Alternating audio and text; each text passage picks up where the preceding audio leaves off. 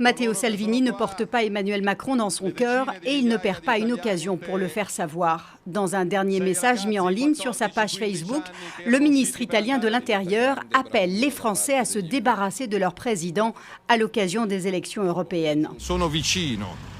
Je suis proche, avec tout mon cœur et tout mon travail, du peuple français, de millions d'hommes et de femmes qui vivent en France avec un très mauvais gouvernement. J'espère que les Français pourront se libérer d'un très mauvais président et l'occasion est celle du 26 mai, quand le peuple français pourra reprendre en main son avenir et son destin, son orgueil mal représenté par un personnage comme Macron.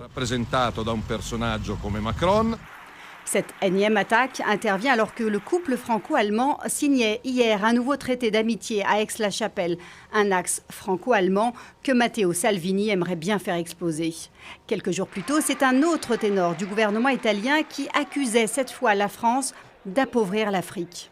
Si la France ne décolonise pas des dizaines de pays pour lesquels elle imprime elle-même des francs CFA, alors nous continuerons à avoir une Afrique pauvre et une Europe hypocrite. Si ces propos ont déclenché la colère des autorités françaises, en Afrique, ils trouvent un écho favorable. L'Europe est en train de comprendre petit à petit comment la France puise sa puissance, puise sa richesse en Afrique. Si la France permettait aux dirigeants africains d'installer des entreprises, de résoudre les problèmes du chômage, on n'aurait pas de migrants vers la Méditerranée.